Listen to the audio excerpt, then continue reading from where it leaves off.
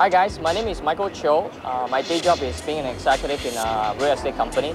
But sometimes on weekends, when the mood is right, I feel like taking my guitar and head out to Orchard Road and start singing on the streets. Let it be, let it be. Now lately there have been some debate about whether there's some kind of social stigma associated with busking. So today we're going to talk to some buskers about why we do what we do. I also want to show you my side of the story, what keeps me coming back to the streets. So you decide, whether busking is just another art form or maybe another word for begging. Baby, I'm your remedy, the remedy. You said experience. This is a dangerous liaison, I said.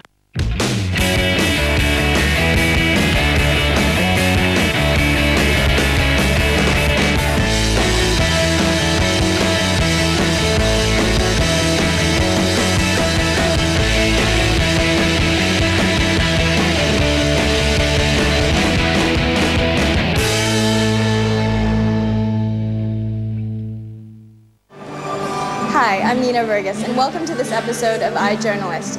Today we're singing a different tune with our topic, busking. Authorities here made busking legal some years ago after they realized its tourism value.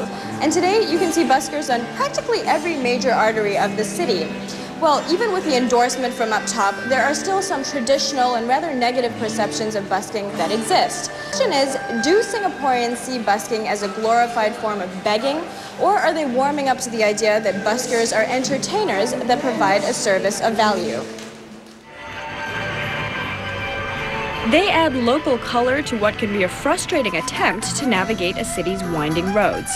For some, live tunes can make a jostle among the never-ending crowds a little more pleasant. One such busker, Michael Cho, has loved music from a young age, sharing his passion with his siblings.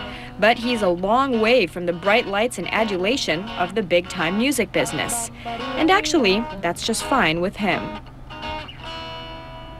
I have other interests in life. Yeah, I mean, music is a big part of my life, but I think I make a conscious decision not to make it such that I have to make a living. I mean, I have to depend on it for a living. I think that would put too much pressure on myself, right? To pander to his cravings, Michael instead takes to the streets once a week.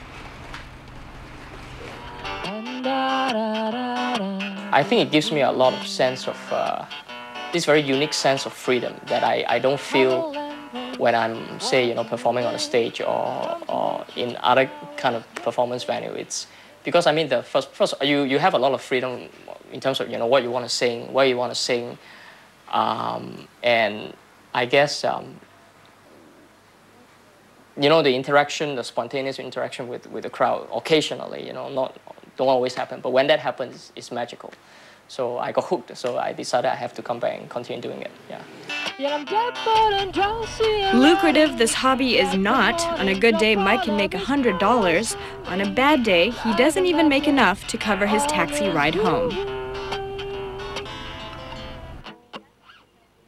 The first time I started busking, I actually didn't I didn't ask for money, but people still throw some money in front of me. So, and then after a while, I figure, I know for sure I'm not doing it for money, but I would, if there's a chance for it to be a financially self-sustainable activity, why not?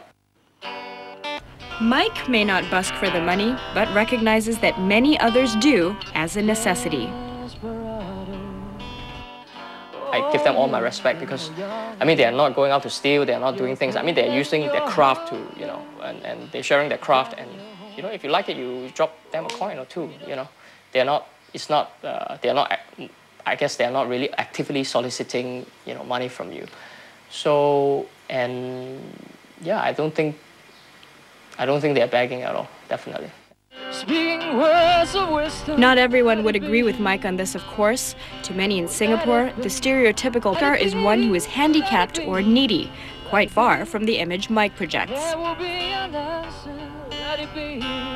It's only natural for Singaporean to maybe generalize and think like that, which is also why I'm hoping to more people like me would do this, because it ought not to be the only reason that you want to do it on the street. I mean, it could be because you want to share your craft. You know, if you're a magician, you're juggling. You know, it's just to delight someone for a while.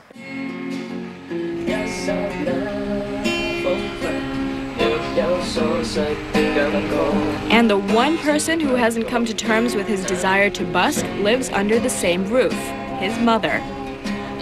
係，當然係啦。我正話講咗就係話如果你係喺嗰度唱嘅時候咧，你會好似人哋行過啊，覺得啊你係好可憐，咁就會俾啲錢你。所以我覺得係好似行乞。作為我就覺得行過嘅時候咧，我覺得嗰啲譬如係身體有障礙啊，佢盲㗎或者係殘疾。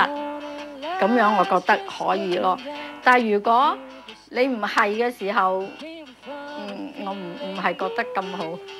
正式工作嘅時間，咁你亦都係同其他喺有咁嘅需要嘅人，即係好似如果我有10蚊，咁我可以俾嗰啲人，咁如果我俾咗 Michael 嘅時候，其他有需要嘅人係冇咗啦。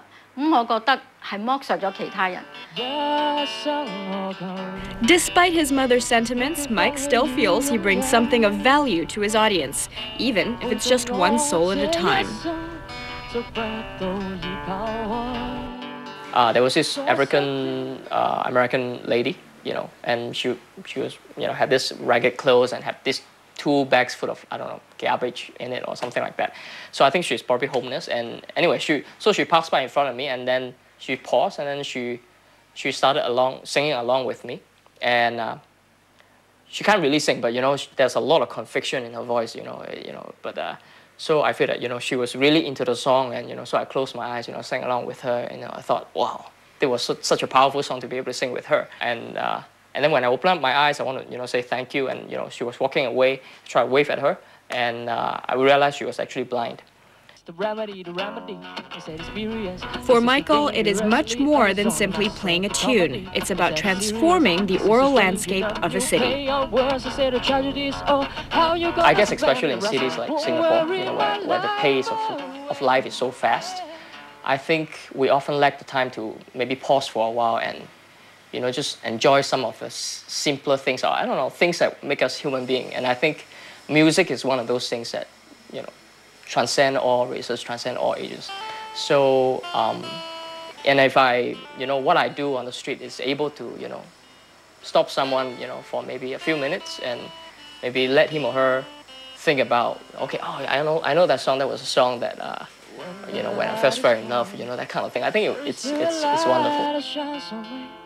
Shine into the morning, let it be. Wake up to Coming up on iJournalist. Michael may fit busking into his schedule whenever time allows, but not everyone enjoys this luxury. We meet someone whose livelihood depends on this often unpredictable profession. There will be an answer, let it be.